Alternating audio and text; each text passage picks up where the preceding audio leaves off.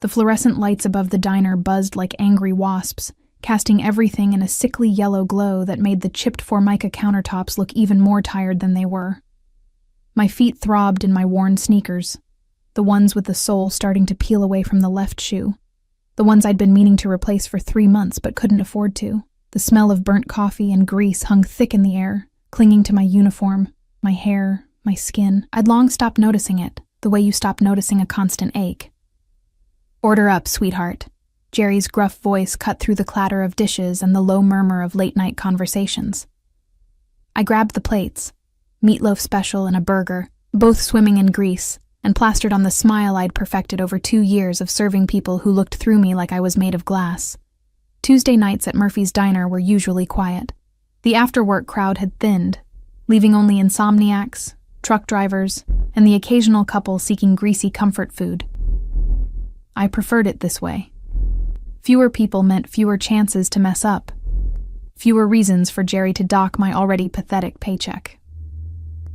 I delivered the plates to table 7, refilled coffee at table 3, and was heading back behind the counter when the bell above the door chimed.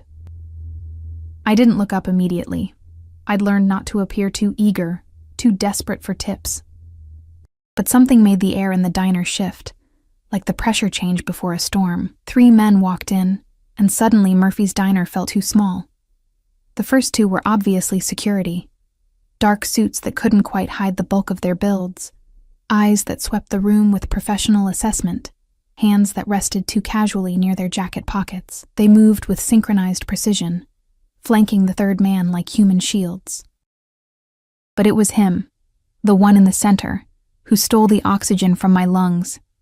He wore a charcoal suit that probably cost more than 6 months of my rent, tailored so perfectly it looked like it had been sewn directly onto his body. His dark hair was styled with calculated carelessness, and even from across the room, I could see the sharp line of his jaw, the kind of face that belonged on magazine covers or in movies about dangerous men. A gold watch caught the terrible fluorescent light, gleaming like a warning. He carried danger the way other men carried briefcases, naturally, inevitably. The diner went quiet. Even Jerry stopped his usual banging around in the kitchen. The couple at table 3 suddenly found their plates fascinating. The truck driver at the counter stared into his coffee like it held the secrets of the universe. Everyone knew what he was, even if they didn't know who he was.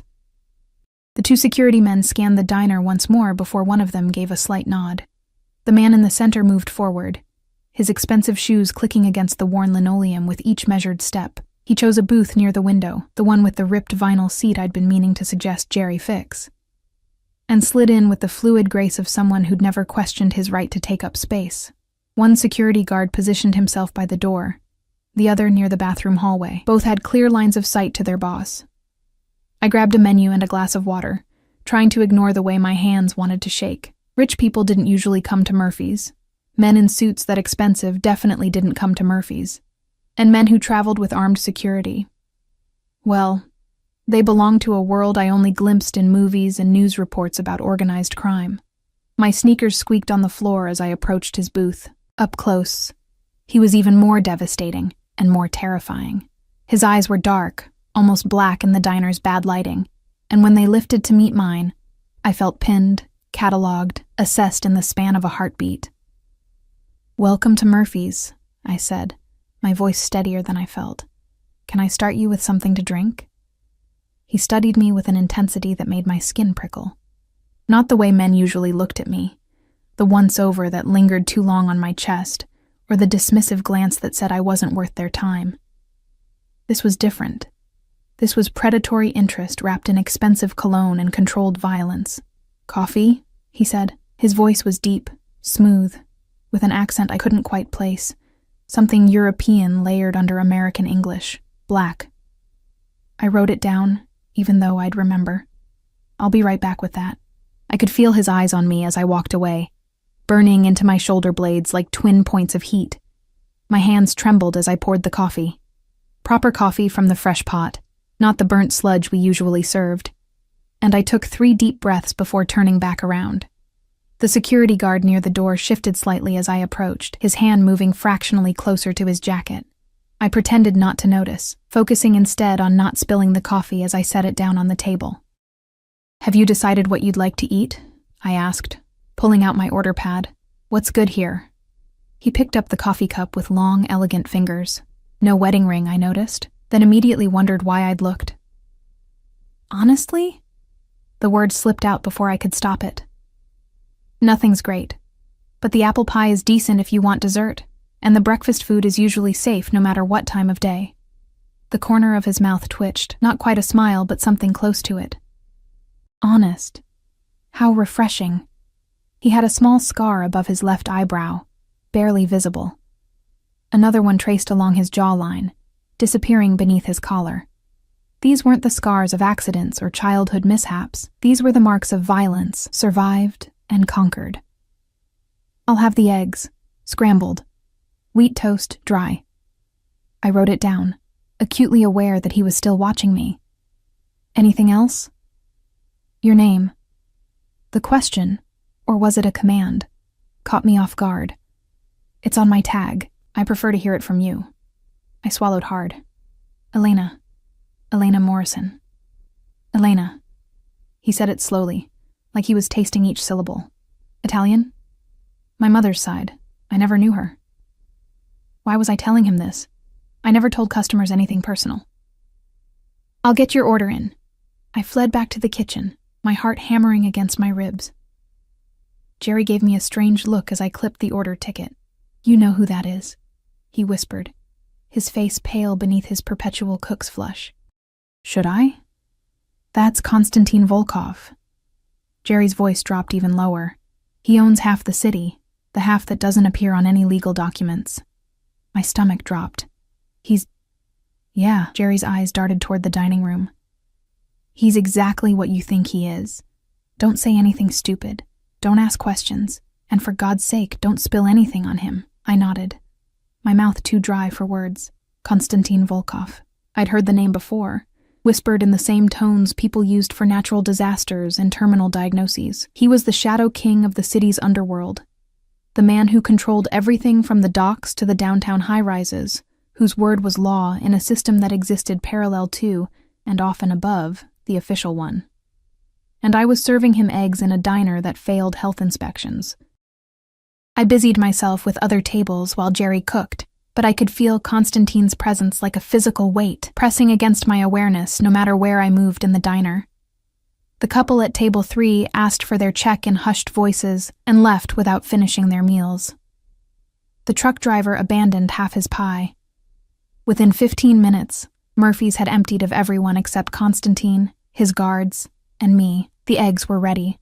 I arranged them on the plate with more care than I'd ever given any order, adding the toast just so, making sure everything looked as presentable as possible. Then I carried it out, feeling like I was walking to an execution. "Your eggs," I said, setting the plate down carefully. "Can I get you anything else?" "Sit." I blinked. "I'm sorry?" "Sit down, Elena. It wasn't a request. You've been on your feet for hours, your left foot especially. You're favoring your right side." How had he noticed that? "I can't. I'm working. The diner is empty. Your boss won't mind."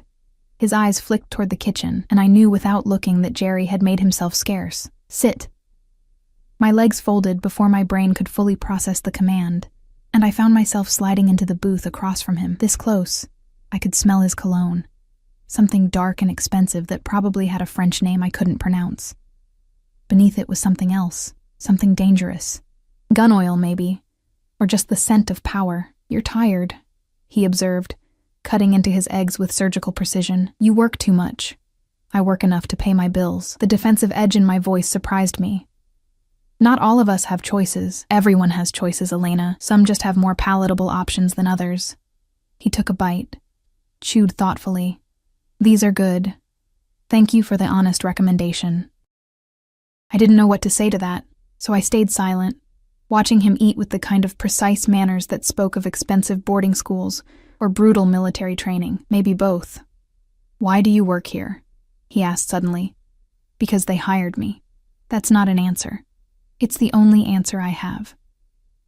My fingers twisted together in my lap beneath the table. I needed a job. Murphy's needed a waitress, and here I am. Not all of us get to choose careers that require suits that cost more than my car. Something flickered in his dark eyes. Amusement, maybe, or respect. Your car being?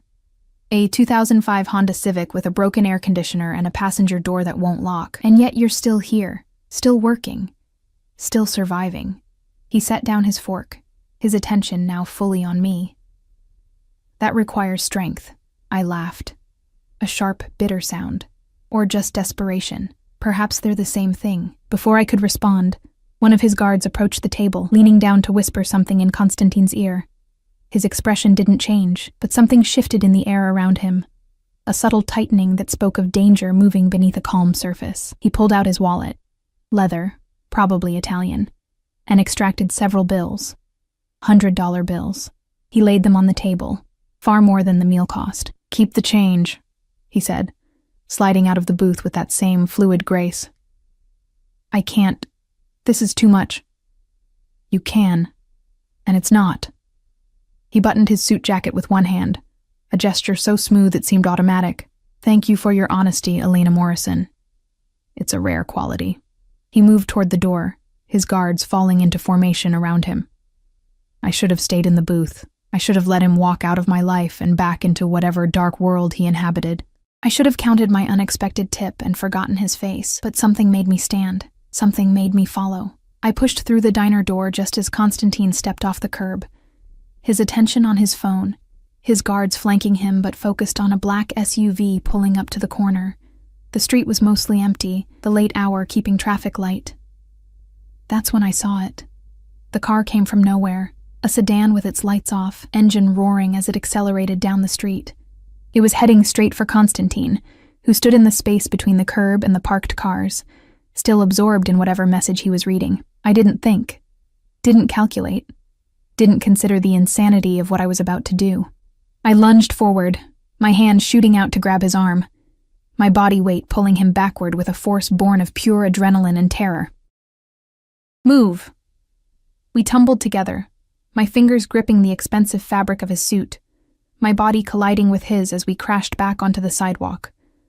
The car screamed past, so close I felt the wind of its passage, so close I could have reached out and touched it. Tires squealed.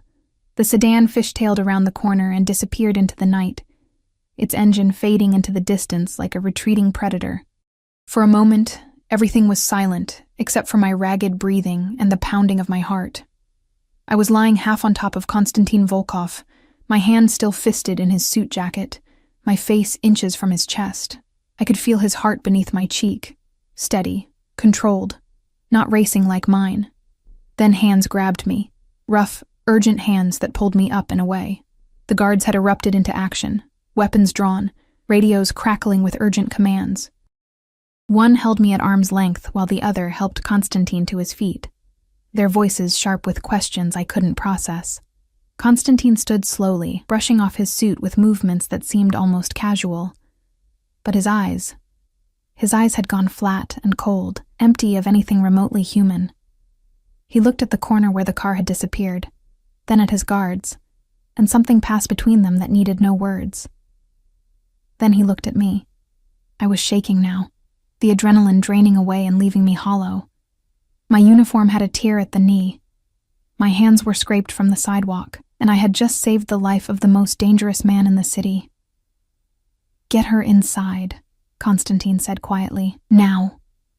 The guard holding my arm began to pull me back toward the diner, but I resisted, my eyes still locked on Constantine's face. "Are you okay?" The words tumbled out. "You're not hurt." His expression shifted, something almost like surprise flickering across his features before that mask of control slammed back down. "I'm fine," he said. Then, softer. "Thanks to you." The guard pulled harder, and this time I let myself be led back to Murphy's. Through the diner window, I watched as Constantine spoke rapidly into his phone, his guards forming a protective circle around him. More vehicles arrived, more SUVs, more men in dark suits. The street that had been nearly empty suddenly swarmed with activity. Jerry appeared beside me, his face the color of old newspaper. "Elena, what the hell did you just do?" I sank into the nearest booth, my legs finally giving out. "I don't know." But that was a lie. I knew exactly what I'd done. I'd grabbed Konstantin Volkov. I'd pulled him out of death's path. I'd put my hands on the untouchable king of the city's underworld and lived to tell about it. I'd saved his life. And somehow, I knew with bone-deep certainty that my life would never be the same. I didn't sleep that night. How could I? Every time I closed my eyes, I saw that car racing toward Konstantin, felt the impact of his body against mine as we hit the pavement, heard the scream of tires that came seconds too close to being the last sound either of us heard. My studio apartment felt smaller than usual in the pre-dawn darkness, the sounds of the city filtering through my thin walls. Sirens. Someone's television turned up too loud. The couple upstairs arguing in Spanish. I lay on my second-hand mattress, staring at the water stain on the ceiling that looked like a map of somewhere I'd never been, and tried to convince myself that what happened was just a random accident. But I knew better. That car had been aimed. Deliberate. Someone had tried to kill Konstantin Volkov, and I'd gotten in the way.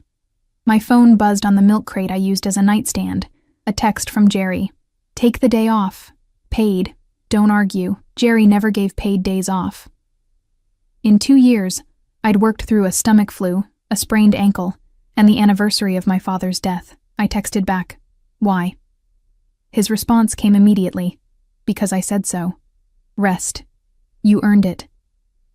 I set the phone down, unease crawling up my spine like cold fingers.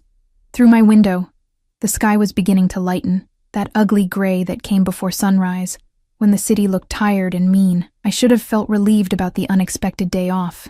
Instead, I felt exposed, like I'd stepped out from behind a protective wall without realizing it. At 7 a.m., my phone rang.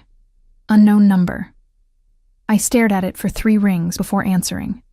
"Hello?" "Miss Morrison." The voice was male, professional, unfamiliar. "A car will arrive at your building in 30 minutes. Please be ready." "I'm sorry, who is—" "Mr. Volkov requests your presence. The driver will wait no more than 5 minutes." A pause. It would be unwise to refuse. The line went dead.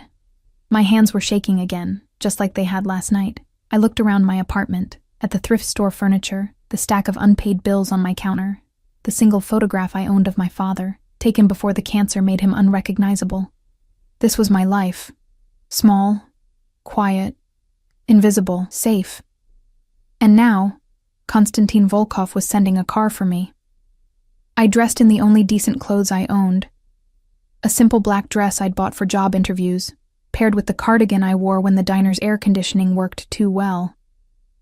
My reflection in the bathroom mirror showed dark circles under my eyes, hair that needed washing, the face of someone who'd forgotten how to sleep properly. I looked exactly like what I was.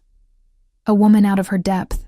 29 minutes later, a black Mercedes SUV pulled up outside my building. The windows were tinted so dark I couldn't see inside, but I recognized the vehicle. It was identical to the ones that had flooded the street last night after the attack.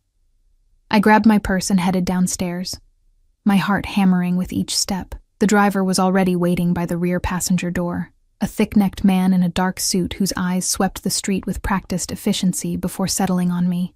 "Miss Morrison," he said, opening the door. Not a question. I climbed in, and the door closed behind me with the solid thunk of reinforced steel. The interior smelled like leather and something I couldn't identify. Money, maybe. Or just the absence of struggle. The seats were heated despite the morning warmth. Classical music played softly from hidden speakers. We drove in silence. I tried to track our route, but after the third turn through neighborhoods I didn't recognize, I gave up. We were heading away from my part of town, away from the pawn shops and check-cashing places, away from the buildings with bars on the windows and graffiti on the walls, toward money, toward power, toward whatever world Konstantin Volkov actually inhabited. The city transformed around us. Cracked sidewalks gave way to tree-lined streets. Tired apartment buildings became elegant brownstones. Then mansion-sized homes set back from the road behind iron gates. We drove for 40 minutes, each mile taking me further from anything I recognized. Finally, we turned through a gate that opened automatically, rolling up a private drive lined with manicured hedges. The house, no, estate, that emerged from the greenery made my breath catch. It was massive. 3 stories of pale stone and tall windows, with wings extending on either side of a central entrance that featured columns like something from a museum. Gardens spread in all directions, perfectly maintained, dotted with sculptures that probably cost more than I'd earn in my lifetime. This wasn't just wealth, this was dynasty, legacy, the kind of money that bought silence and loyalty and made problems disappear. The SUV stopped at the front entrance, where another suited guard waited. He opened my door, and I stepped out onto cobblestones that looked hand-laid, each one fitted with obsessive precision. "This way, Miss Morrison." I followed him through front doors that were at least 12 feet tall, into an entrance hall that took my breath away. Marble floors stretched in every direction, reflecting light from a chandelier that hung 2 stories above. A curved staircase swept upward to the left, its banister gleaming. Original artwork, I was sure it was original, hung on walls painted in subtle, expensive colors. My sneakers from last night squeaked on the marble. I'd forgotten to change shoes. "Mr. Volkov is in the morning room," the guard said, leading me through a doorway to the right. The morning room was larger than my entire apartment. Floor-to-ceiling windows overlooked the gardens, flooding the space with natural light. The furniture was elegant without being ostentatious. A sofa and chairs arranged around a low table, bookshelves lined with leather-bound volumes, a desk in the corner that looked antique, and Constantine, standing by the windows with a cup of coffee in his hand. He changed from last night's suit to dark slacks and a white shirt with the sleeves rolled up to his elbows. It should have made him look casual, relaxed. Instead, it only emphasized the predatory grace of his movements as he turned to face me. The lean muscle of his forearms, the way he commanded space just by existing in it. "Elena." He set down his coffee. "Thank you for coming. Did I have a choice?" A slight smile touched his lips. "No, but I appreciate the illusion of courtesy." He gestured to the seating area. "Please, sit. Have you eaten breakfast?" "I'm not hungry." My voice came out steadier than I felt. "Why am I here?" "Because you saved my life last night, and I don't like being in debt." He remained standing, studying me with that same intense focus from the diner. "Tell me what you saw. Before the car." I swallowed hard. "I just saw you step off the curb, and then the car came out of nowhere. No headlights, going way too fast. Did you see the driver?" "No." "It happened so fast. Think, Elena." He moved closer, and I fought the urge to lean back. Any detail. The color of the car, the license plate, anything inside the vehicle. I closed my eyes, forcing myself back to that moment. The fear, the adrenaline, the split-second decision to move. Dark sedan, maybe black or navy blue, 4 doors. I didn't see the plate. There might not have been one. And the windows. I think they were tinted. I couldn't see inside. "You're certain they were aiming for me? Not just a drunk driver?" I opened my eyes, meeting his. "They aimed for you. The way they accelerated, the angle they took. They knew where you'd be standing. They were waiting." Something flickered across his face. Approval, maybe, or grim satisfaction. "You're observant. I'm a waitress. Observing people is half my job. And the other half? Staying invisible." He studied me for a long moment, and I had the uncomfortable feeling he was seeing past my cheap dress and worn cardigan, past the exhaustion and the fear, to something I didn't even know was there. "You're not invisible, Elena. Not anymore." He moved to the desk, pulling open a drawer. "Last night, you became visible to some very dangerous people, the kind who don't appreciate witnesses." My stomach dropped. "You think they saw me?" "I know they did.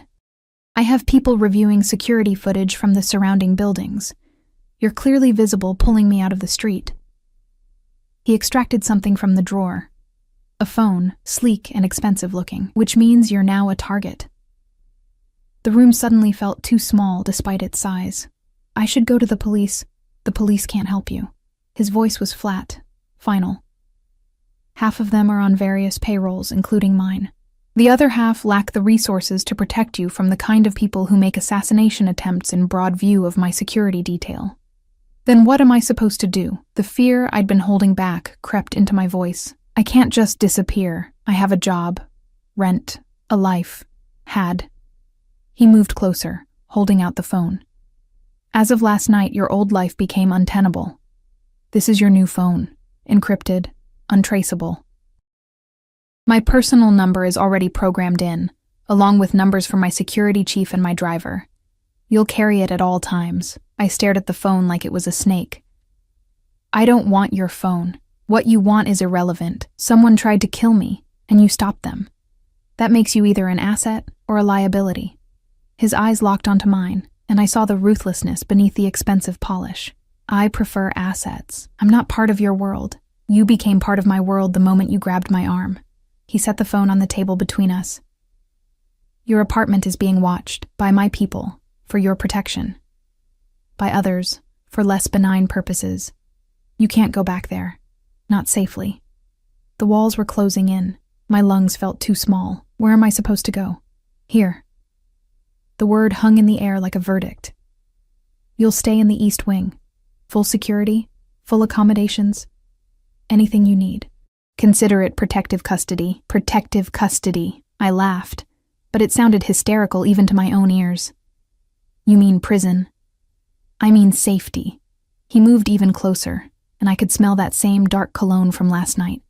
Elena, listen to me carefully. The people who tried to kill me last night don't leave witnesses.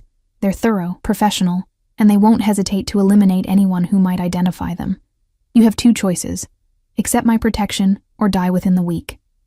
Those aren't choices. That's coercion. Call it what you want. No apology in his voice, no softness in his expression. But it's also the truth. I don't make idle threats, and I don't exaggerate danger. You saved my life. Now let me save yours. I wanted to argue. Wanted to tell him he was wrong, that I could take care of myself, that I didn't need some mob boss playing white knight. But the words died in my throat because, deep down, in the part of me that had learned to read danger long before I learned to read people, I knew he was right. I'd seen the deliberate aim of that car. I'd felt the killing intent in its acceleration, and if they'd been willing to strike at Konstantin Volkov in front of his own security, they wouldn't blink at eliminating a diner waitress who happened to be in the wrong place at the wrong time. How long? My voice came out small. How long would I have to stay here until the threat is eliminated? He picked up the phone again, offering it to me. I have people working on identifying who ordered the hit. Once they're dealt with, you can return to your life, or what's left of it. I took the phone because what else could I do? The metal was cool against my palm, the screen dark and silent. A lifeline or a leash, I wasn't sure which. I need to get some things from my apartment, I said finally. Clothes at least. My father's photo, already done. Your belongings are being packed as we speak. Everything will be here within the hour. At my shocked expression, he added, I sent people as soon as you agreed to come this morning. I assumed you'd make the logical choice. You assumed I'd let you kidnap me? I assumed you'd let me keep you alive. No anger in his voice, just cold pragmatism. There's a difference. A woman appeared in the doorway, older, perhaps in her 50s, with silver hair pulled back in an elegant bun and wearing what looked like a designer version of a housekeeper's uniform. She regarded me with curious but not unkind eyes. Ah, Mrs. Chen. Konstantin switched smoothly to English with a slight shift in his accent, somehow becoming even more commanding. Please show Miss Morrison to the Rose Suite. Ensure she has everything she needs. Of course, sir. Mrs. Chen's voice carried a slight British accent. Miss Morrison, if you'll follow me. I stood on shaking legs, clutching the phone like a talisman. Konstantin watched me with those dark, unreadable eyes, and I wondered if he could see how terrified I was. If he cared. Elena. I stopped at the door, looking back. You did the right thing last night, and you're doing the right thing now. I know it doesn't feel like it, but I promise. You're safer here than you've been in a very long time. I wanted to believe him, wanted to trust that this was protection and not possession, safety and not captivity. But as Mrs. Chen led me through hallways lined with artwork that belonged in museums, up a staircase that could have accommodated a ball gown, toward a wing of the house I couldn't have found my way out of without a map, I couldn't shake the feeling that I'd just traded one kind of prison for another. The Rose Suite was larger than my entire apartment. A 4-poster bed dominated one wall, dressed in linens that probably cost more than my monthly rent. French doors opened onto a private balcony overlooking the gardens. The bathroom had heated floors, a soaking tub, and a shower with more jets than I could count. "Your things will arrive shortly," Mrs. Chen said, setting fresh towels on the bathroom counter. "Breakfast is at 8, lunch at 1, dinner at 7, but if you require anything outside those hours, simply use the house phone. My extension is 1. Mr. Volkov's personal line is 9. "Thank you," I managed. She paused at the door, her expression softening slightly. "It's frightening, I know. The first few days are always the hardest. But Mr. Volkov, he keeps his word. If he says you're under his protection, then you are. No one will harm you here. Has he done this before? Brought people here for protection? Not like this." Mrs. Chen's eyes held something I couldn't quite read. Concern, maybe, or warning. "You're the first guest in the Rose Suite. It was his mother's room before she passed. Then she was gone, leaving me alone in a dead woman's bedroom with a phone I didn't want, and a life that was no longer mine." I sank onto the bed. God, it was soft, and finally let myself acknowledge the full weight of what had happened. In less than 12 hours, I'd gone from invisible waitress to protected asset of the city's most dangerous man. My apartment was being emptied by strangers. My job was probably gone, and I was trapped in a gilded cage, no matter how beautiful the bars. My new phone buzzed. A text from an unknown number. "Don't look so miserable. The view from your balcony is better if you actually look at it. K." I crossed to the French doors, pushing them open. The gardens stretched below, and beyond them, I could see other buildings on the estate, a guest house, what looked like a garage, something that might have been a pool house. And there, walking a path between rose bushes, was Constantine. He looked up, as if he'd felt my gaze, and raised his coffee cup in a mock salute. Even from this distance, I could see his smile. It wasn't kind. It wasn't comforting. It was the smile of a predator who'd just acquired something interesting. I stepped back inside and closed the doors.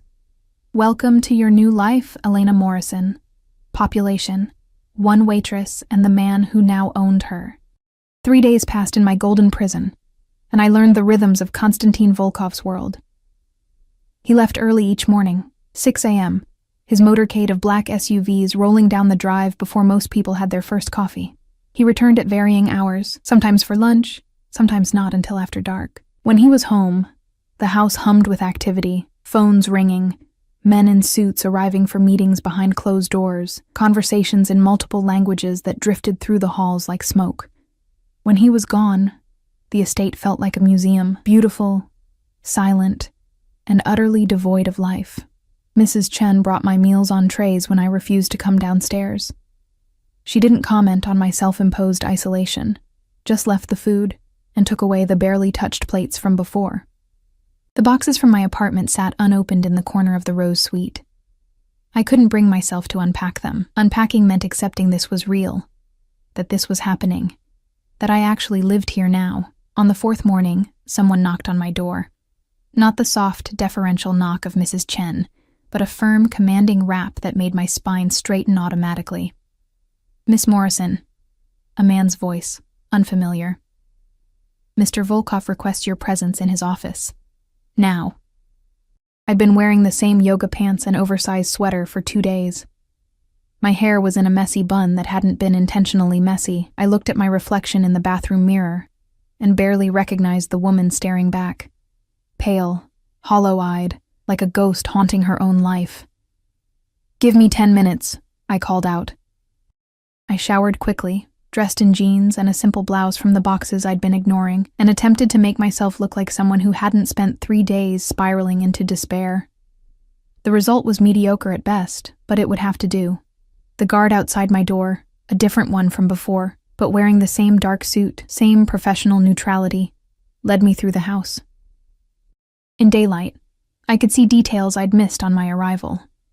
The way sunlight caught dust motes in the air like tiny stars, the fresh flowers in every room. The security cameras positioned with such subtlety you'd miss them if you weren't looking. We descended to the 1st floor, then down a hallway I hadn't explored. The guard stopped at a set of double doors, knocked once, and opened them without waiting for a response. Miss Morrison, sir. Constantine's office was exactly what I'd expected, and nothing like it at the same time. One wall was entirely windows overlooking the gardens, flooding the space with natural light. The others were lined with bookshelves, not for show, but actually used, with papers marking places and books pulled slightly forward as if recently referenced. A massive desk dominated the center, its surface covered with monitors, phones, and neat stacks of documents. But what caught my attention was the wall behind the desk. A map of the city, marked with colored pins and strings connecting various points. It looked like something from a crime movie, except this wasn't fiction. This was Constantine's empire, laid out in geographic detail. He stood at the windows, phone pressed to his ear, speaking rapid-fire Russian. When he heard the door, he turned, his eyes finding mine immediately. He said something sharp into the phone, a dismissal or command, and ended the call. Elena, thank you for joining me. He gestured to the chairs across from his desk. Please, sit. I sat, acutely aware of the guard remaining by the door, of the cameras I could now spot in the corners, of the fact that I was in the nerve center of an organization that probably had more blood on its hands than I could imagine. Constantine moved behind his desk, but didn't sit. He stood there, studying me with that same intense focus I was beginning to recognize as his default expression. You look terrible, he said finally. Thank you. That's exactly what every woman wants to hear. I'm not here to flatter you. I'm here to keep you alive, which is difficult when you're clearly trying to waste away in my mother's bedroom. He leaned forward, palms flat on the desk. Mrs. Chen tells me you're barely eating. You haven't left your room except to pace the balcony. You're not sleeping. The guards hear you moving around at 3 a.m. You have people listening to me? Anger flared, hot and sudden. What happened to protection? This feels more like surveillance. It's both, and it's necessary. No apology in his voice. 3 days ago, someone tried to kill me. 2 days ago, a woman matching your description was approached outside a grocery store 6 blocks from your old apartment. When she told the men she wasn't you, they apologized and walked away. The air left my lungs. They're looking for me, actively, aggressively. They've questioned your neighbors, checked with Murphy's diner. Jerry told them you'd quit and left town. Good man. And they've been monitoring your bank account. You used your debit card once since you arrived here. Once. They tracked it within 2 hours. I just bought coffee at the shop down the... I stopped. There's a coffee shop down the road. I walked there yesterday morning. Constantine's expression went very still, very cold. You left the estate? I walked to the gate and back, 20 minutes maybe. I needed air. You needed to stay alive. He moved around the desk with that predatory grace, and suddenly he was standing over me, all contained violence and barely leashed fury. Do you understand what I'm telling you? These people will kill you, Elena. Not quickly, not cleanly. They'll take you somewhere quiet and spend hours making sure you can't identify them before they finally let you die. That's what you risked for a cup of coffee. I stood to meet him, refusing to cower, even though everything in me wanted to. I didn't ask for this. I didn't ask to save your life, didn't ask to be brought here, didn't ask to be a prisoner in a stranger's house while people hunt me like an animal. No. You didn't ask for any of it. His voice dropped, became something softer but no less dangerous. But it's yours now, your reality. And you can either accept that and let me protect you, or you can keep playing the victim until they find you, and everything I've done to keep you safe becomes meaningless. We stood inches apart, and I could feel the heat radiating from him, could see a small scar on his neck I hadn't noticed before. Up close, his eyes weren't just dark, they were layered, complex, holding depths I couldn't begin to fathom. I want my life back, I whispered. I know. Something shifted in his expression, something almost like sympathy. But first, you have to stay alive long enough to reclaim it, which means you follow my rules, accept my protection, and trust that I know how to handle this situation better than you do. Trust you, the man who kidnapped me, the man who saved you from a worse fate. He stepped back, putting professional distance between us again. I have news. My people identified the vehicle from the attack. It was stolen 3 hours before they used it, then burned and abandoned in an industrial area. Professional work. Do you know who sent them? Not yet, but I have suspicions. He moved to the map on the wall, his finger tracing one of the red strings. I have enemies, Elena. Many enemies. Men who would love nothing more than to see me dead, and my territory carved up among themselves. The attack was too bold, too public. That suggests desperation or confidence. Possibly both. And you think they'll come after me to get to you? I think they'll come after you because you're a loose end. Loose ends are untidy, and these people don't tolerate untidiness. He turned back to me. Which is why you're going to stay here, under guard, until this is resolved. No walks to coffee shops, no trips to the gate, no contact with anyone from your previous life. For how long? As long as it takes. The words settled over me like a physical weight. Days? Weeks? Months? How long could I exist in this limbo, trapped between my old life and whatever this new one was becoming? There's something else, Constantine said, and the change in his tone made my stomach clench. I need you to do something for me. I'm already doing something for you. I'm staying alive. I need you to remember. He pulled a folder from his desk, opened it to reveal photographs. The car that tried to hit me, you said the windows were tinted, but security footage shows that the front windshield, for just a moment before they accelerated, was clear. The driver was visible. He spread the photographs across the desk. 5 men, all in their 30s or 40s, all with that same hard look that spoke of violence as vocation. Do any of these faces look familiar? Even remotely? I studied them, trying to pull up that split-second memory of the car bearing down, the moment before impact when everything had crystallized into absolute clarity. But I'd been focused on Constantine, on getting him out of the way, not on memorizing the driver's features. I don't know, I admitted. It happened so fast. Try. His hand touched my shoulder, and I jumped at the contact. Close your eyes. Walk yourself through it. You were inside the diner, then you came out. What made you look at the street? I closed my eyes, letting his voice guide me back. I heard the engine. It was loud, aggressive. Wrong for that time of night on that street. Good. What did you see? You, standing by the curb. Your guards focused on the SUV that was pulling up, and then the other car, coming from the left, no headlights. I could see it now, playing behind my eyelids like a movie. Dark color. 4 doors. It was moving fast, getting faster. And the driver... I stopped.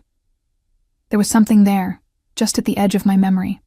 A flash of face, caught in the ambient light from the street lamps. Thin, I said slowly. The driver was thin, angular face, and something on his neck. A tattoo, maybe? Dark marks on the side of his neck. Which side?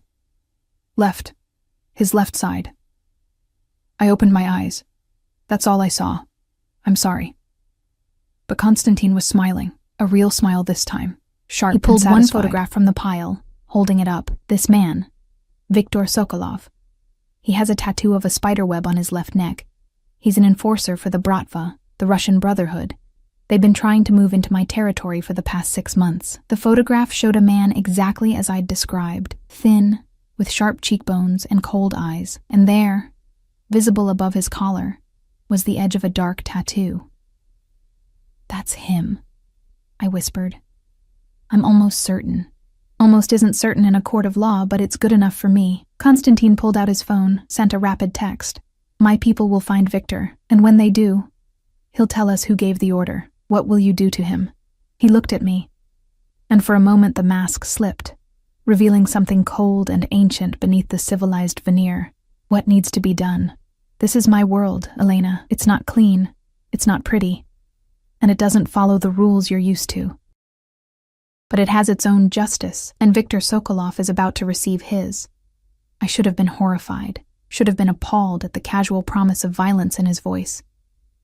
But instead, I felt a dark satisfaction, a primal understanding that men who tried to kill, who would have killed me if Constantine's people hadn't been watching, deserved whatever came next. I'll need you to give a formal statement to my security chief, Constantine continued. All business now.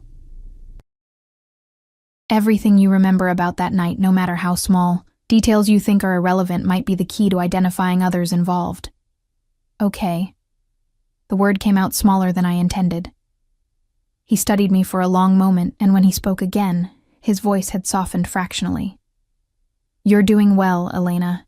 Better than most would in your situation. That takes strength. Or just stubbornness. Often the same thing. He moved toward the door, then paused. Mrs. Chen mentioned you haven't unpacked, that you're treating the Rose Suite like a hotel room. Because I'm not staying forever, no. But you're staying for now, and living out of boxes is no way to exist. He opened the door, the guard stepping aside automatically. Unpack. Settle in. This doesn't have to be a prison, Elena. It can simply be a place where you're safe until you can go home. And if home doesn't exist anymore? The question hung between us, heavy with implications neither of us wanted to examine too closely.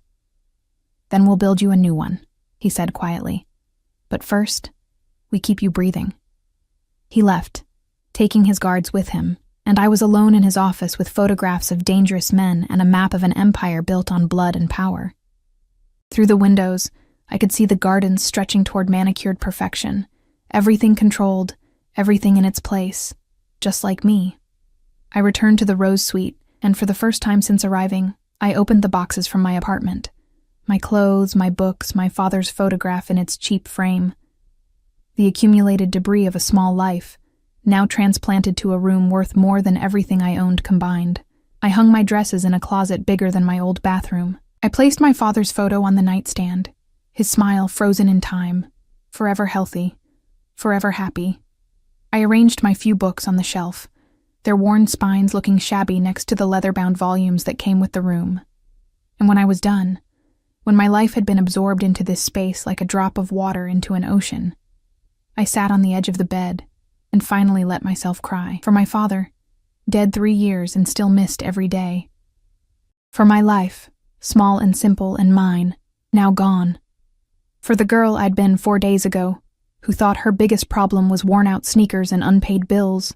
And for the woman I was becoming, whoever she was, living in a dead woman's room under the protection of a dangerous man, with enemies I couldn't see hunting me in the dark. My new phone buzzed.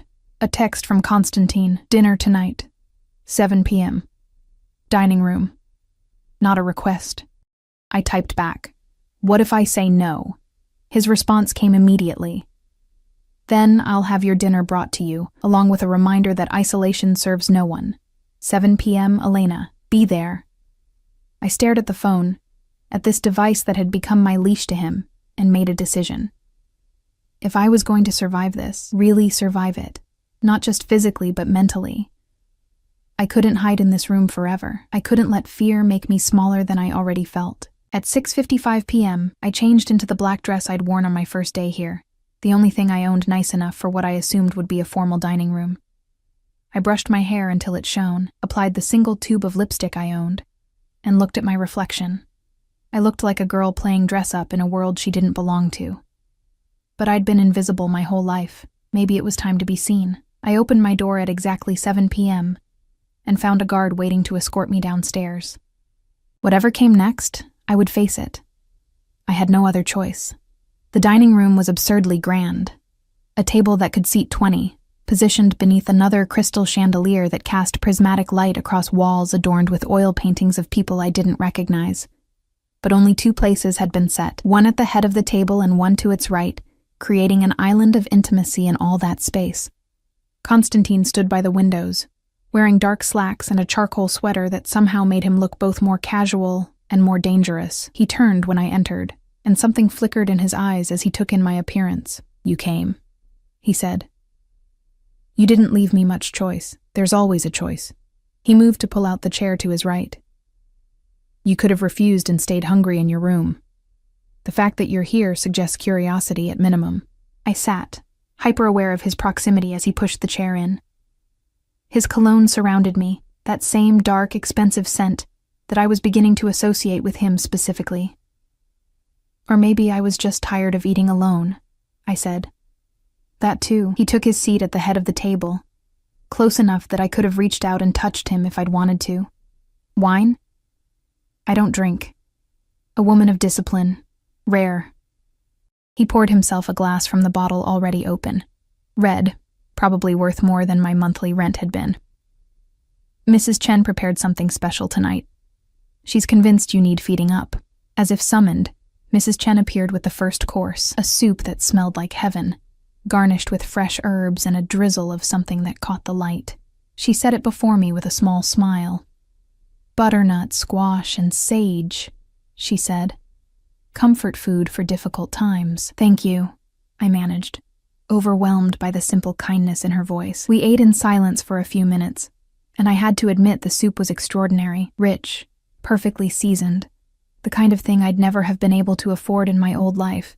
Each spoonful felt like a small betrayal of the person I used to be. You're thinking too loudly, Constantine observed. I can hear your thoughts from here. I was just thinking how strange this all is. 4 days ago, I was serving meatloaf to truck drivers. Now I'm eating soup that probably costs more per bowl than I made in tips all week. Does it make you uncomfortable? Everything about this makes me uncomfortable. I set down my spoon. I don't belong here in this world. I don't understand the rules. Don't speak the language. I'm like, I don't know. Like a stray cat someone brought inside, and everyone's waiting to see if I'll scratch the furniture or adjust. He smiled, a real one this time, reaching his eyes. That's a better metaphor than you realize. Stray cats are survivors. They're cautious, observant, and they don't trust easily. All good qualities in my line of work. Your line of work. I couldn't help the edge in my voice. You mean crime. Let's not dress it up in euphemisms. Fair enough. He sipped his wine, unbothered by my bluntness. Yes, I'm a criminal. I run operations that exist outside the law, some violent, some simply illegal, all profitable. I control territory, manage conflicts, and make decisions that affect thousands of lives. Does that frighten you? Yes. Honesty seemed safer than pretense. But not as much as the people trying to kill me. Practical. I appreciate that. Mrs. Chen returned to clear our bowls, replacing them with the main course. Some kind of fish with roasted vegetables that looked like art on the plate. Tell me about your father. The abrupt change of subject threw me. What? Your father. Mrs. Chen mentioned you have his photograph in your room. You clearly cared for him. I don't want to talk about my father with you. Why not? Because he was good, decent. He worked hard, paid his taxes, never hurt anyone. He was the exact opposite of everything you represent. The words came out harsher than I'd intended, but I didn't take them back. Constantine studied me over his wine glass, and for a long moment, I thought I'd crossed a line, that the civilized veneer would crack, and I'd see the violence beneath. But instead, he simply nodded. You're right. He probably was my opposite. Tell me about him anyway. Maybe it was the isolation of the past few days, or the strange intimacy of the candlelight, or simply the fact that I'd been holding too much inside for too long. Whatever the reason, I found myself talking. He was a mechanic, owned a small shop, nothing fancy, just honest work. After my mother left when I was 2, it was just us. He taught me how to change oil, how to read people by watching their hands, how to find beauty in small things. I pushed vegetables around my plate. He got sick when I was 20. Cancer, aggressive. We didn't have good insurance, so I worked 3 jobs trying to keep up with the medical bills. It wasn't enough. Nothing was ever enough. How long ago did he die? 3 years. He lasted 18 months after diagnosis. I looked up, meeting Constantine's eyes. I was with him at the end, held his hand while he went. He kept apologizing, for the bills, for leaving me alone, for not being able to fix this the way he'd fixed everything else in my life. As if any of it was his fault. It wasn't. Constantine's voice was soft. My mother died of cancer too. 10 years ago. She had the best doctors, the most expensive treatments, everything money could buy. It didn't matter. Cancer doesn't care about wealth or power. It just takes what it wants. The admission surprised me. I tried to imagine Constantine young, vulnerable, watching his mother die in the very room where I now slept. The image didn't quite fit with the dangerous man across from me. But maybe that was the point.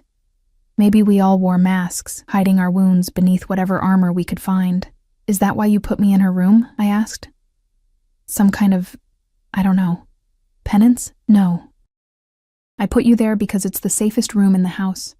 Reinforced walls, bulletproof windows, direct line to security. If someone somehow breaches the estate, that room gives you the best chance of survival until my people can respond. He paused. But also, yes, my mother would have liked you. She had a soft spot for strays. I'm not a stray. No, you're a survivor. Like I said, similar qualities. We finished dinner with less tension than we'd started. The conversation drifting to safer topics, books we'd read, places we'd like to visit, the strange comfort of routine even in chaos. Constantine was an easy conversationalist when he chose to be, intelligent and well-read, with a dry humor that caught me off guard. It would be easy, I realized, to forget what he was, to let the expensive clothes and cultured manner hide the blood on his hands. But I couldn't afford that kind of forgetting, not if I wanted to survive this with my soul intact. Mrs. Chen brought dessert, chocolate mousse that melted on the tongue, and I was almost relaxed when Constantine's phone buzzed. He glanced at it, and everything about him changed. The ease vanished, replaced by that cold, controlled intensity I'd seen in his office. "Excuse me." He stood, already typing a response. "I need to handle something. Please finish your dessert. Mrs. Chen will show you back to your room when you're ready." He was gone before I could respond, moving with urgent purpose. Through the dining room windows, I saw lights flare to life across the estate, security lights, vehicle headlights, the sudden activity of men mobilizing. Something had happened. Mrs. Chen appeared in the doorway, her expression carefully neutral. "More mousse, dear? What's going on?" "Nothing for you to worry about. Mr. Volkov handles these matters personally." "Mrs. Chen." I stood, abandoning my dessert. "Please. I'm not a child. If something's happening, if I'm in danger, I deserve to know." She studied me for a long moment, then sighed. "They found Viktor Sokolov, the man from the photograph. He's being brought here now for questioning." My blood ran cold. Questioning. Mr. Volkov will want answers about who ordered the hit. Viktor will provide those answers. Her tone made it clear exactly how those answers would be obtained. "You should return to your room, Miss Morrison. What happens next is not something you want to witness." But I couldn't move. Couldn't retreat to the safety of my golden cage while somewhere on this estate, a man was about to be tortured for information.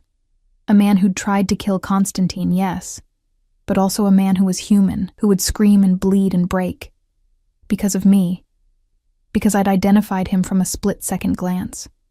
"Where?" The word came out as a whisper. "Miss Morrison. Where are they taking him? Mrs. Chen's expression softened with something like pity. "The old carriage house, behind the main garage. But truly, dear, you don't want to see this. Mr. Volkov, he's good at what he does. Too good. It changes something in you, witnessing that kind of thing." I thought about my father, about the way cancer had changed him from strong to fragile, about holding his hand while he died. I'd witnessed plenty of things that changed me. What was one more? "Can you show me how to get there? Miss Morrison." "Elena. Please, call me Elena." I met her eyes. "And please show me the way. I need to see this. Need to understand what world I'm actually living in now." She looked at me for a long moment, then nodded slowly. "Follow me. But stay back. Stay quiet.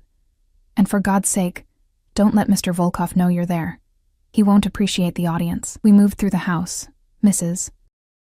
Chen leading me down servants' corridors I hadn't known existed, through a kitchen that gleamed with professional equipment, out a side door into the night air. The temperature had dropped, and I shivered in my thin dress as we crossed dark lawns toward a cluster of outbuildings. The carriage house looked innocent enough from the outside. Old stone, converted from its original purpose into something modern. But light spilled from the windows, and as we approached, I heard voices. Men speaking in rapid Russian, their tones clipped and professional. Mrs. Chen pulled me into the shadow of a large tree, perhaps 20 feet from a window that stood open to the spring air. From here, We could see inside but remain hidden in darkness. The interior had been set up like a workshop. Concrete floor with a drain in the center, metal table, various tools hanging on the walls, and there, tied to a chair beneath fluorescent lights, harsh enough to make him squint, was Viktor Sokolov. He looked smaller in person than in his photograph.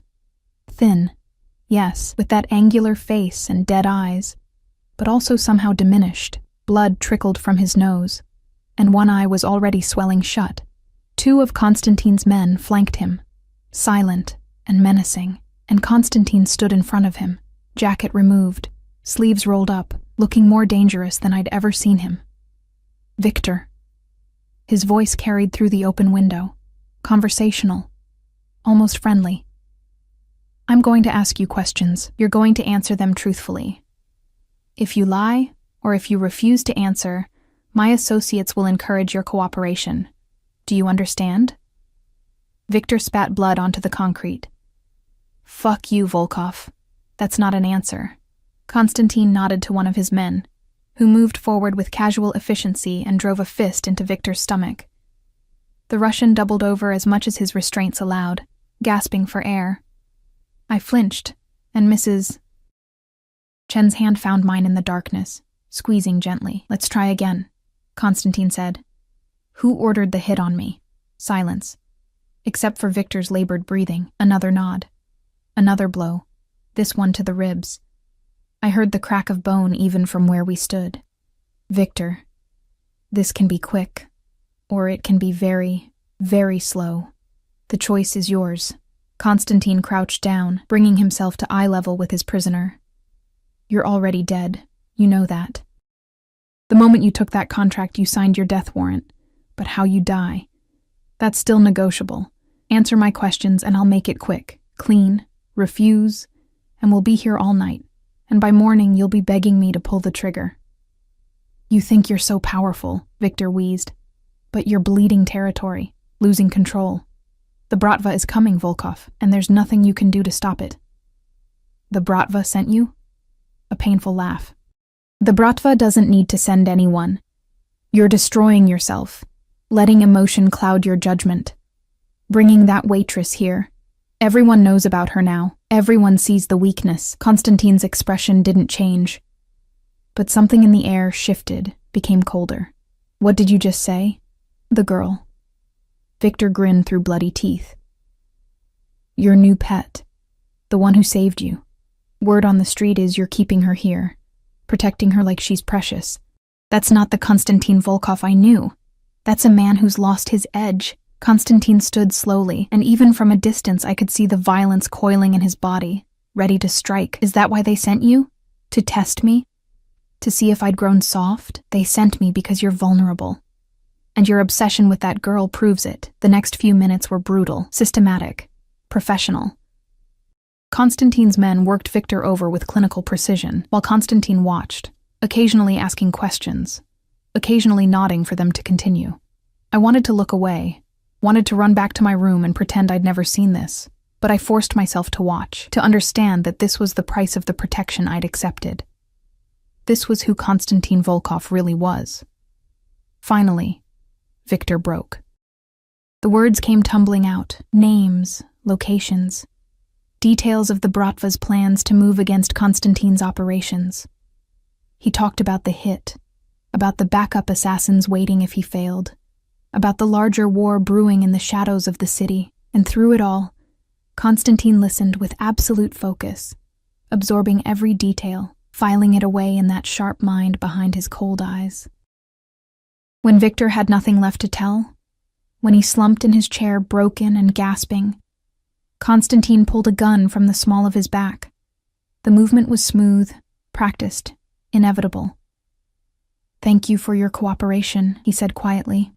I'll keep my promise. This will be quick. The shot echoed across the estate, sharp and final.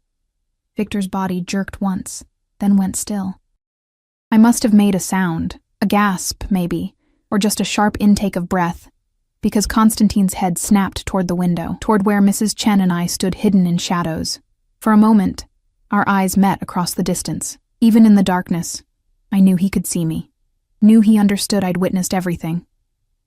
His expression went carefully blank, and then he turned away, already issuing orders to his men about disposal of the body. Mrs. Chen pulled me back, guiding me through the darkness toward the house.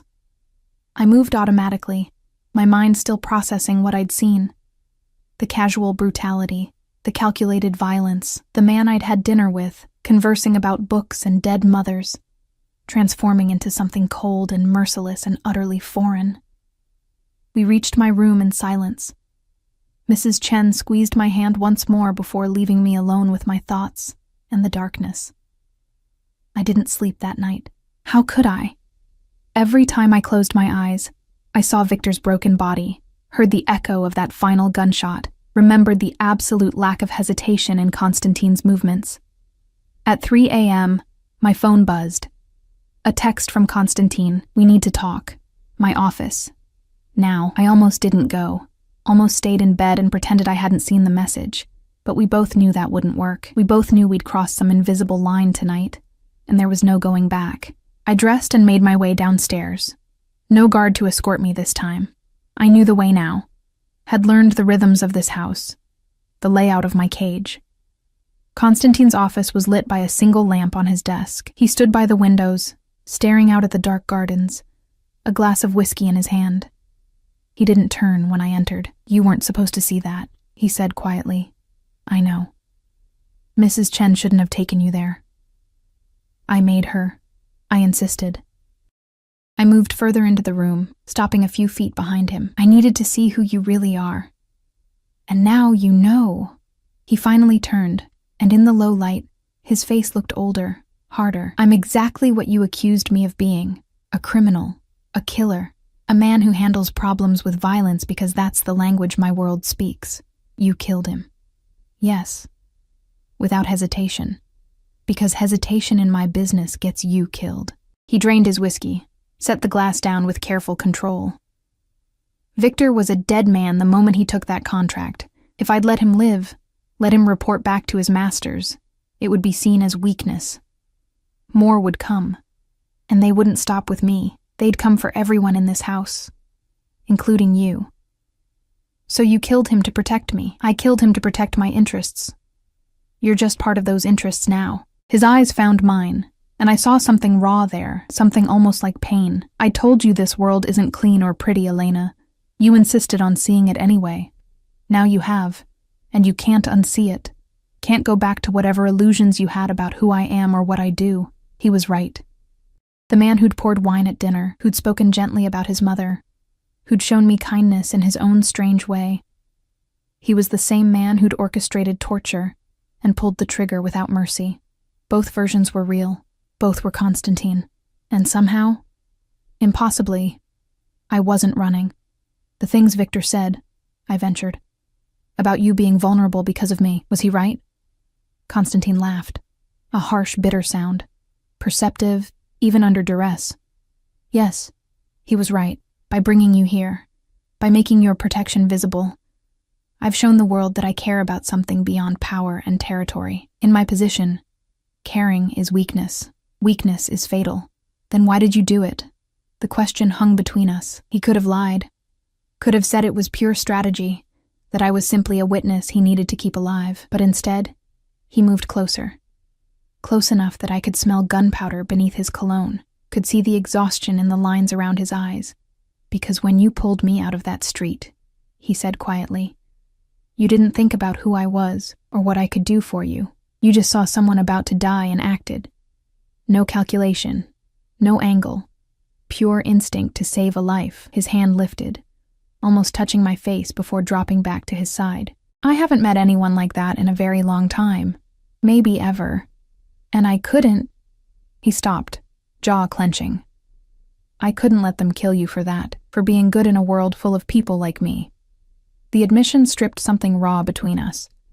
I should have been terrified, should have demanded to leave, consequences be damned. But standing there in his office at 3 a.m, with the ghost of Victor's death hanging in the air and Constantine's walls finally cracking, I realized something terrifying.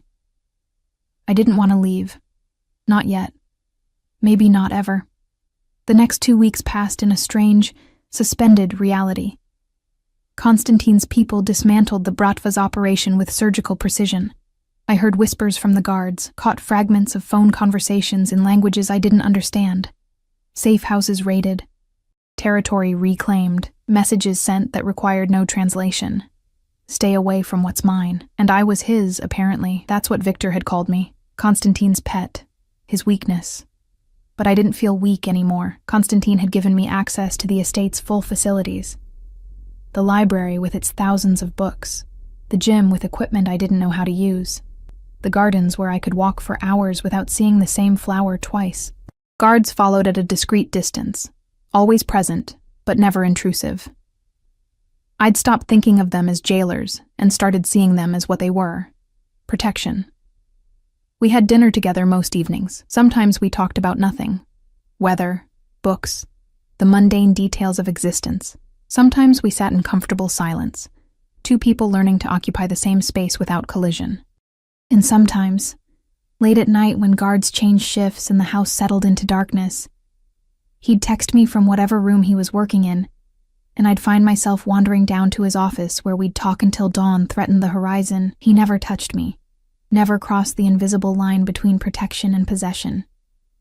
But the air between us grew heavier with each passing day, charged with possibility and danger in equal measure. On a Thursday morning, 3 weeks after Victor's death, Konstantin summoned me to his office with unusual urgency. "They're done," he said without preamble. "The Bratva leadership has been dealt with. The men who ordered the hit are dead or imprisoned. The threat to you is eliminated." I should have felt relief, joy, freedom. Instead, I felt only a strange hollowness, like something essential had been carved out and left vacant. "So I can go home," I said. "Your apartment has been maintained. Your job at Murphy's is waiting if you want it. Jerry's been keeping your position open. You're free to return to your life whenever you choose." He stood behind his desk, every inch the powerful man I'd first met. No trace of the vulnerability he'd shown me in darkness. "My driver can take you this afternoon." "That's it? Just back to normal?" "What did you expect?" Something flickered in his eyes. "A golden cage is still a cage, Elena. I told you this was temporary. Now the temporary is over." I should have thanked him. Should have packed my things and fled back to safety, to invisibility, to the small life that had been mine before I'd grabbed his arm and changed everything. But I'd changed too. 3 weeks in Konstantin's world had shown me things I couldn't forget. Not just violence and danger, but also luxury and security. Books I could read without worrying about electricity bills. Food that didn't come from a diner menu. The strange comfort of being seen, really seen, by someone who looked at me like I mattered. And if I don't want to go back, the words escaped before I could stop them. Konstantin went very still. "What?" "My old life. It was small, safe, invisible. And it was mine, yes, but it was also..." I struggled for words. Lonely. So lonely I'd forgotten what it felt like to matter to anyone. Then you made me matter. Maybe for the wrong reasons, maybe just as a witness, or a liability you needed to protect. But you made me visible. "Elena, I'm not finished." I moved closer to his desk, every step feeling like falling. "These 3 weeks have been terrifying, but they've also been the most alive I've felt since my father died. You've shown me a world I didn't know existed. Not just the violence, but the books, the art, the way you see the city as something to shape, rather than something that shapes you." And my voice broke. "I don't want to go back to being invisible." "You don't know what you're asking." "Then tell me." I was standing right across from him now, the desk the only barrier between us. "Tell me what staying would mean." He stared at me for a long moment, and I watched the war play out across his face. Control versus desire, logic versus something more primal. "It would mean being part of this world permanently," he said finally. "Accepting the danger, the violence, the fact that there will always be another victor, another threat. It would mean giving up any pretense of normalcy and embracing something darker. I've already seen the darkness. It doesn't scare me as much as going back to pretending I don't exist." And what about me? His voice dropped, became something rough and raw. What about the fact that I stopped seeing you as an obligation weeks ago? That I think about you when I should be thinking about business? That every conversation with you makes me want things I have no right to want? My heart was racing now, every nerve alive with electricity. What things? He moved around the desk with that predatory grace, and suddenly there was nothing between us. He stood close enough that I could feel his heat, could see the rapid pulse in his neck that betrayed the control he was desperately maintaining. This, he said quietly, and his hand finally touched my face, cupping my jaw with surprising gentleness. You, Elena. I want you, not as an obligation or a witness, as mine. Then have me. The words shattered his control. His mouth found mine with desperate hunger, and I kissed him back with 3 weeks of tension and fear and longing. His hands tangled in my hair, pulling me closer, and I gripped his shoulders like an anchor in a storm that was finally, beautifully breaking. When we finally broke apart, both breathing hard, his forehead rested against mine. This is insane, he whispered. Completely. I smiled against his mouth, but I stopped caring about sanity the night I pulled you out of the street. You'll stay? Truly? I'll stay. The words felt like a vow, but not as your captive, as your whatever this is. Partner, companion, someone who chose you and this world and all the darkness that comes with it. Equal, he said firmly. You'll be my equal. My home, not my possession. His thumb traced my cheekbone. I'll protect you, but I won't own you. Can you accept that? Can you? He laughed, the sound lighter than I'd ever heard from him. I'll try. God help me, I'll try. The next 6 months were a revelation. Constantine taught me his world. Not just the violence, but the strategy, the politics, the careful balance of power that kept his empire running. I attended meetings, offered opinions, learned to read situations and people the way I'd once read diner customers. I took classes, business, languages, self-defense. Constantine hired instructors who taught me how to shoot, how to negotiate, how to carry myself with the confidence his world required. I was no longer the invisible waitress. I was becoming someone new, someone stronger. We moved through darkness together, but we also found light. Quiet mornings in the garden, late nights in his library, reading while he worked. The careful building of something neither of us had planned, but both of us needed. And one evening, exactly 1 year after I'd grabbed his arm and saved his life, Constantine took me back to Murphy's diner. Jerry nearly dropped his spatula when we walked in. Constantine in his expensive suit, me in a dress that actually fit properly now, both of us flanked by discreet security. Elena, Jerry's voice cracked. You're alive. I'm alive. I hugged him over the counter. And I'm happy. Really, truly happy. We sat in that same booth where Constantine had eaten eggs, and I'd been invisible. We ordered terrible coffee and decent pie. And we talked about how a single moment, one instinctive grab, one decision to act without thinking, had changed 2 lives completely. Do you regret it? He asked, stirring sugar into coffee he wouldn't drink. Saving me that night? I thought about my old apartment, sold now. About the job I'd left behind. About the small, safe life I'd traded for something dangerous and vast and unpredictable. Not even for a second, I said. He smiled, that real smile I'd learned to treasure, and took my hand across the table. Neither do I. We left Murphy's as the sun set, painting the sky in shades of fire. Constantine's motorcade waited, ready to take us back to the estate that had become home. Back to the world we'd built together, brick by dangerous brick. I'd been invisible once, a ghost in my own life, serving others and never asking for more. But Konstantin Volkov had seen me, had made me matter, had given me a choice, even when it terrified him. And I'd chosen the darkness, because in that darkness, I'd finally found light. We drove into the evening, hand in hand, 2 survivors who'd found each other in the space between death and salvation. The city spread out around us, vast, dangerous, beautiful, and for the first time in my life I knew exactly where I belonged, here, with him. In this impossible, perfect life we'd built from chaos and choice, and one split-second decision to save a stranger. I was Elena Morrison, once invisible, now impossible to miss, and I was finally, wonderfully home.